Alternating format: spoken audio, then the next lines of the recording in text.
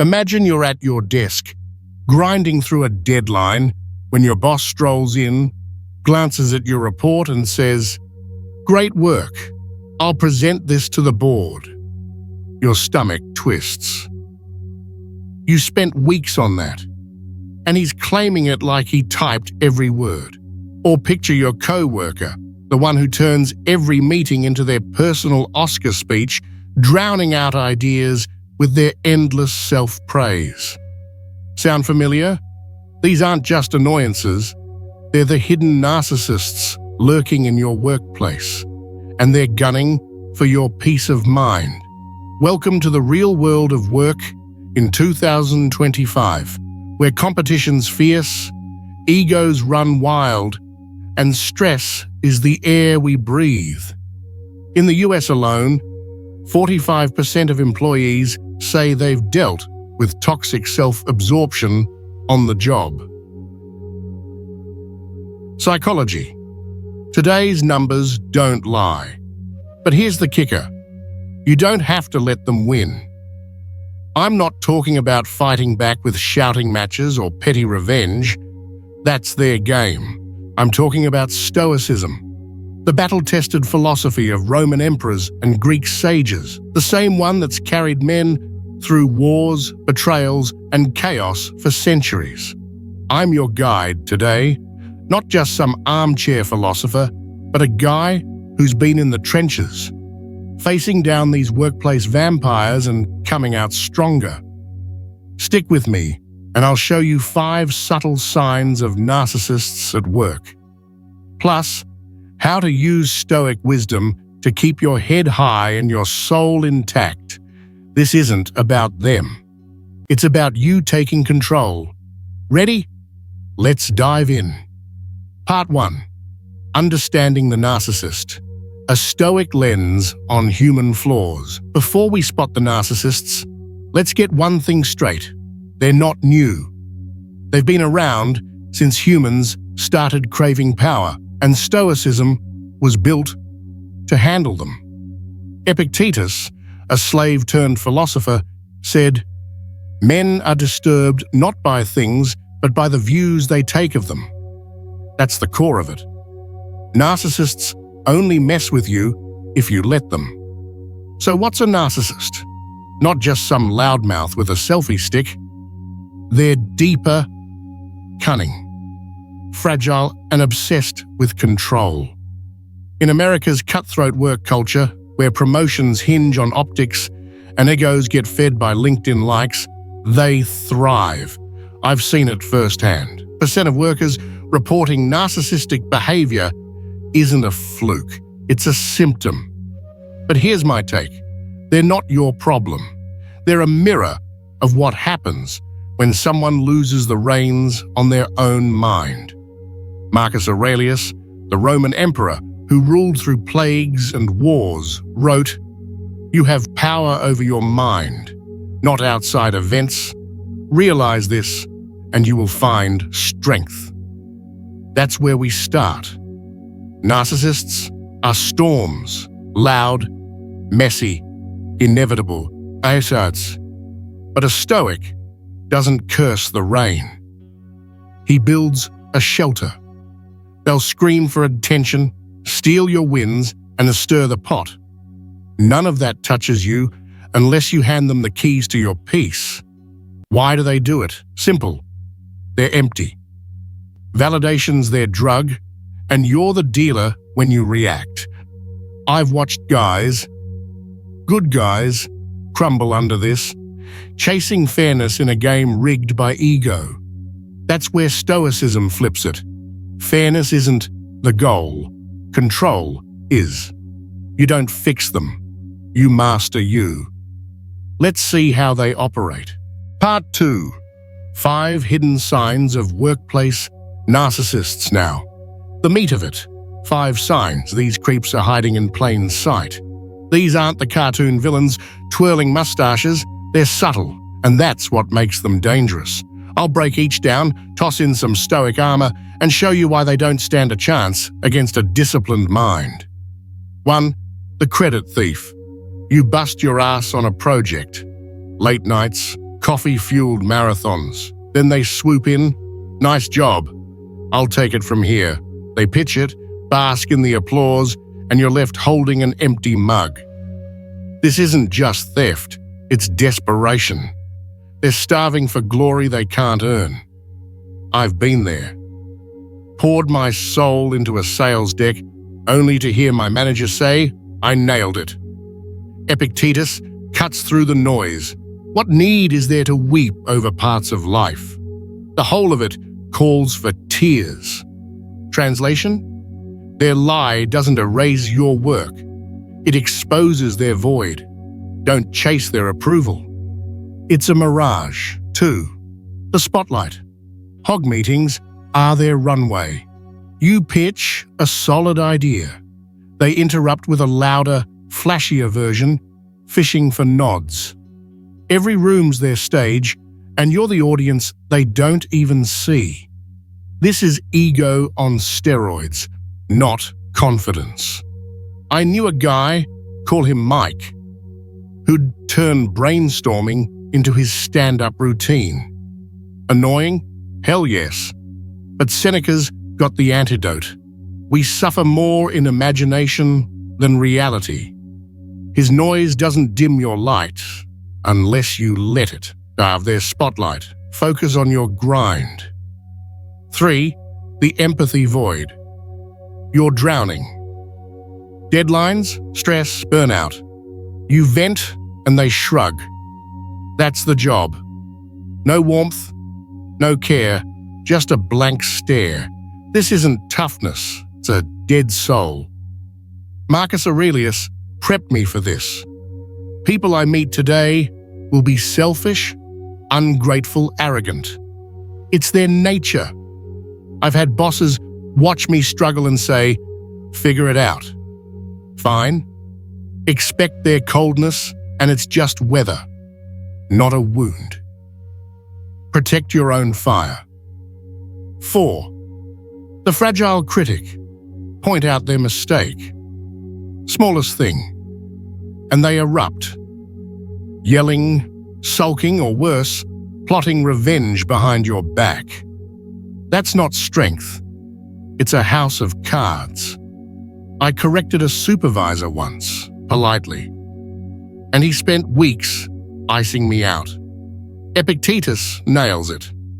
If someone's wrong about you, why care? It's their error. Their tantrums, a clown show. Laugh inside and keep moving. 5. The drama architect. They're the puppet master. Whispering gossip. Turning teammates into enemies. Thriving on the fallout. Chaos is their oxygen. I've seen it. Colleague named Sarah started a rumor I'd trashed a project just to watch us scramble. Seneca's cure? Withdraw from the crowd, focus on your own good. Don't bite their bait, they'll choke on their own trap. These signs aren't loud, they're traps, but a Stoic sees through the smoke. Let's talk real battles next. Part 3. Stories from the trenches. Facing the beast. Theory's nice, but let's get dirty. 3 stories from my own wars with workplace narcissists. Each taught me something Stoicism turned into gold. 1. The boss who stole my thunder. Early in my career, I built a killer marketing plan. Data, strategy, the works. My boss, a slick-talking narcissist, snatched it, pitched it to the execs, and got a fat bonus while I got a pat on the back. I was livid, wanted to storm his office, demand justice. Then Epictetus hit me. What's done is done. Focus on what's next. I swallowed the rage, pitched a new idea direct to the team, and landed my own win. They can steal the spotlight, but not your power. Your next move's what counts. 2. The colleague who owned every room, Mike again. Guy couldn't shut up. I'd float a plan. He'd hijack it, amplify it, claim it. Meetings became his circus, and I was the silent clown. I'd stew until Marcus Aurelius whispered, "Their actions reflect them, not you." I stopped wrestling for airtime, doubled down on my work, and let results talk. Guess who got promoted? Not Mike. Starve their ego with silence. They'll trip over their own noise. 3. The saboteur, who lit the fuse. Sarah, the drama queen, spread a lie I tanked a group project. Team imploded, yelling, finger-pointing. I could have gone nuclear, but Seneca stopped me. Anger's a brief madness. I calmly laid out the facts, refused to play, and her web unraveled. She looked the fool, not me. Chaos craves your reaction. Deny it, and it dies. These weren't wins against them. They were wins over me. That's Stoicism's secret. Let's arm you up. Part 4. The Stoic Toolkit. Your shield against the storm. You don't beat narcissists by out-yelling them. You outthink them. Here's your Stoic Toolkit. 3 weapons to lock down your peace. 1. Control what you can. Epictetus. They take your credit? Fine. Your talent's not their loot. Pivot to your next play. Don't waste breath on their scam. I've learned resentment's a leash. Cut it, and you're free. 2. See through the noise. Marcus Aurelius. Their bragging's a mask. Fragile, fake. Picture them as kids stomping for candy. It's almost funny. I do this. Shrinks their power to nothing. Focus on your lane. 3. Stay steady. Seneca. Gossip flies. Criticism bites. Pause. 10 seconds. Deep breath. Act with intent, not heat. I've dodged traps this way. Calm's your superpower. This isn't passive. It's command. You're the rock. They're the waves. Conclusion. The Stoic victory. Own your ground. Narcissists don't run your workplace, but you do. They'll scheme, strut, and stab, but Stoicism says they're dust if your mind's steel. I've fought these battles. Thieves, spotlight hogs, saboteurs, and walked away taller. The lesson? Peace isn't quiet. It's power. Marcus Aurelius nailed it. The happiness of your life depends upon the quality of your thoughts. Guard them like gold. Got a narcissist story? Drop it below. I'm reading every one. Want more Stoic ammo to crush life's chaos? Hit subscribe. Let's build that strength together. Part 2. 5 Hidden Signs of Workplace Narcissists. Let's cut to the chase. Narcissists don't wear signs saying, "I'm a jerk." They're sly, blending into the office like wolves in khakis. I've spent years watching them, dodging them and learning how Stoicism turns their tricks into nothing. Here are the 5 signs you need to spot, and why they don't faze a Stoic worth a damn. 1. The credit thief. Picture this. You're up at midnight, hammering out a report. Charts, numbers, sweat. You hand it off, proud as hell. And next thing you know, your boss is at the front of the room, grinning, saying, "I put this together." Your name's a footnote, if you're lucky. That's the credit thief. And they're everywhere. I had a manager. Let's call him Greg, who did this with my sales deck. Weeks of my life, and he waltzed into the boardroom like he'd invented PowerPoint. I wanted to flip the table. Rage burned hot. But then Epictetus kicked in, cool as ice. What need is there to be upset over what isn't yours? See, Greg didn't steal my work. He stole a lie. The effort, the skill, the grind, that's mine. locked in my bones. He can't touch it. Psychology today says this is rampant in competitive cultures like the US, where optics beat output. My take? Let them have their hollow trophy. I kept my head down, built another pitch, and pitched it myself later. Won the client, got the raise. Greg's still chasing shadows. Stoics don't cry over spilled milk. They milk the next cow. 2. The spotlight hog. Ever been in a meeting where one guy just won't shut up? That's this jerk. You toss out a killer idea, say a new workflow to save time. And before you finish, they're bellowing their version, louder, flashier, like they birthed it. Mike was my spotlight hog. Brainstorm sessions were his Super Bowl. Every word I said, he'd echo at triple volume, grinning for applause. I'd sit there, fists clenched, thinking, this guy's a clown.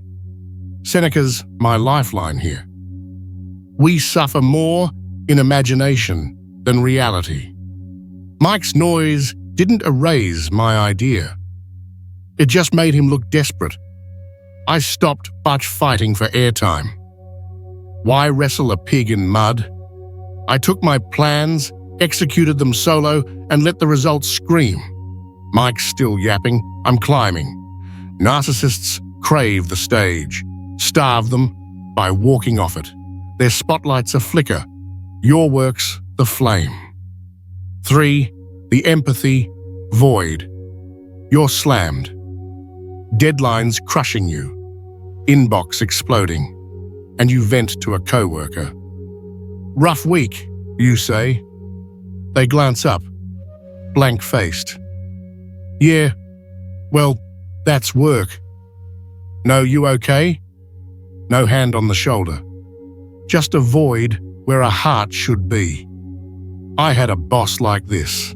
Tom, I'd stagger in after 60-hour weeks, eyes red, and he'd say, push harder. No flicker of care, just a machine in a suit. Marcus Aurelius prepped me. When you wake up, tell yourself, people I meet today will be selfish, ungrateful, arrogant.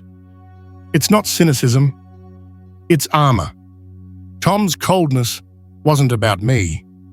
It was his soul's blackout. Expect it, and it's just noise, not a knife. I learned to lean on my own fire, talk to friends outside work, kept my head up. Stoics don't beg for warmth. They carry their own torch. 4. The fragile critic. Try correcting these guys. Watch the show. I once told a supervisor, nice as I could, hey, your numbers are off here. Boom. His face went red, voice hit the roof. You think you're smarter than me? 2 weeks later, he's forgetting to loop me into key emails. Fragile as glass, sharp as shards. They can't handle a dent in their perfect image. Criticism's a Molotov cocktail to their ego. Epictetus laughs at this. If someone's wrong about you, why react? It's their mistake. Their meltdowns a comedy, sad clowns in ties. I let him stew, kept my work tight, and outlasted his petty games. Stoics don't flinch at tantrums. They step over them. 5. The drama architect. These are the masterminds. Quietly lighting fuses. Sarah was mine. She whispered to a teammate I'd trashed our joint project. Pure fiction. Next day, the team's a war zone. Glares, arguments, trust in ashes. She sat back, smirking, soaking it in. They live for this. Chaos is their cocaine. Seneca's my shield. Withdraw from the crowd. Focus on your own good. I didn't bite. Laid out the truth. Calm as stone and let her web collapse. Drama's a trap. Sidestep it and they're stuck holding the bag. Stoics don't dance for puppets. They cut the strings. These signs are subtle but deadly if you're blind. A Stoic sees the game and plays above it.